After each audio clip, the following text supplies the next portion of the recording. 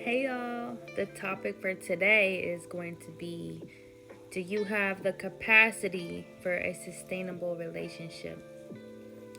Stick with me, okay? This is really good. I believe the Lord put this on my heart, and it's a word for me, but it's also, I believe, a word for a lot of us out there who are genuinely wanting to be in a relationship and a healthy one.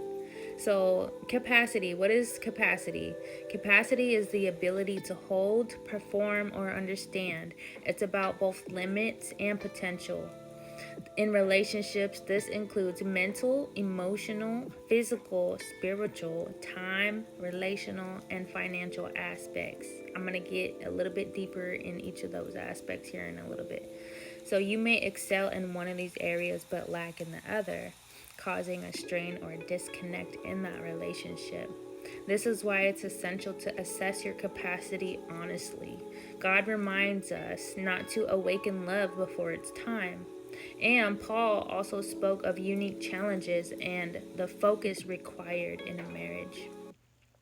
Whether you're single or you're married, you have a capacity and the power to choose how you grow it. If you desire marriage or a lasting relationship, trust that God will align your heart's desires with His will, but you got to be real about where you are now. If you don't yet have the capacity to nurture what you want, that's okay. Just use that as motivation to grow. You can build capacity by prioritizing your emotional and spiritual health, creating systems for better time management, securing your finances, and seeking wisdom. You can make space for what you truly desire by letting go of what no longer serves you. With intentional effort, you can create the capacity needed for the relationships you dream of. So, let me dig a little bit deeper in each one of these aspects because this is really good.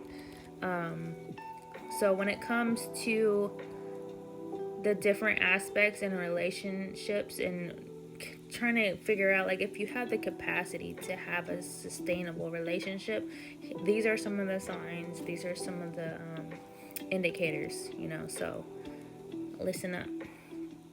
And for one, like, you got to be humble about this and understand where you are in your walk and be real. Like I said, you got to be honest of where you're at right now, because a lot of us have a desire for a relationship. Like I said, we're created for connection, but your timing and your preparation might not be where it needs to be in order for you to have a healthy, long-lasting marriage or relationship. I desire marriage. I don't believe in a boyfriend girlfriend. I don't believe there's no boyfriend girlfriends in the kingdom. I date to marry. Okay, so but anyways, so emotional capacity. This is the ability to manage your feelings and to hold space for someone else's emotions.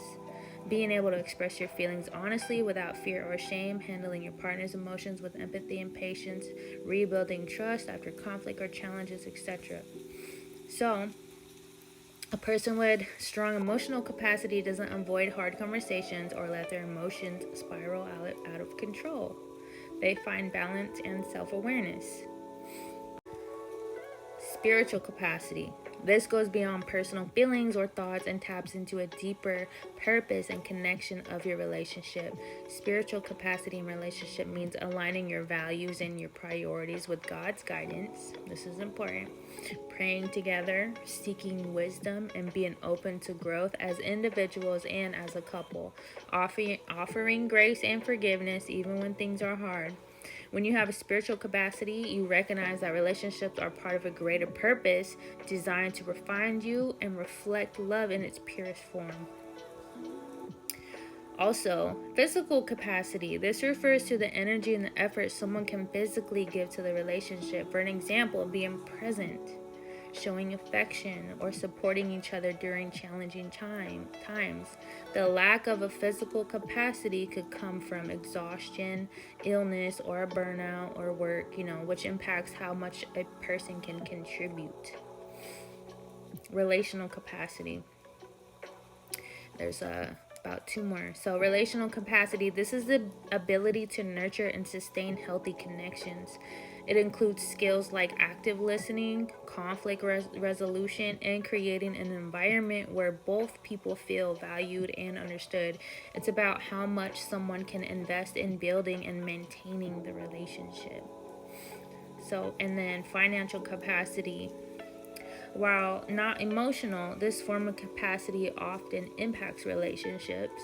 It's the ability to contribute to the practical needs of the partnership, like managing finances, providing stability, and working towards shared goals. Stress around financial capacity can strain even the strongest bonds. That's facts. Are you financially stable? That's important because finances is one of the number one causes of divorce and relational issues. So that's important. Time capacity. Last one, time capacity. This is about the time someone can dedicate to the relationship. Balancing life's demands, work, family, ministry, personal goals can limit how present someone is in the relationship. Without intentional time together, relationships can suffer. So each form of capacity is interconnected. For example, limited time capacity might lead to emotional disconnection, or a lack of spiritual capacity could affect forgiveness and understanding, and so on. So, we just got to be real with where we're at, and I think this is such a powerful message. This is such a powerful word. Like, if you are desiring a relationship or a marriage, let this video be your assessment in a way to see if you have the capacity to have a sustainable relationship, and being real with yourself and where you're at and in your walk and what you're able to handle and manage at this time. And singleness also is a blessing. You know, marriage is a blessing, relationships are a blessing, but also your singleness is a blessing, because this is a time for you to prepare mentally, emotionally, physically, spiritually, and to give yourself the time needed to prepare so that you can be your best self when it comes to your future relationships or your future marriage. The relationship and the marriage that you will be in is, and the sustainability of that is your preparation prior. You want to be a good steward with what you have now. Be faithful with the little things that you have now. Learn the skills, time management, heal from your past traumas and your issues and your childhood traumas. Like, deal with all of that stuff now in your single season, because nobody deserves to have to suffer from your past.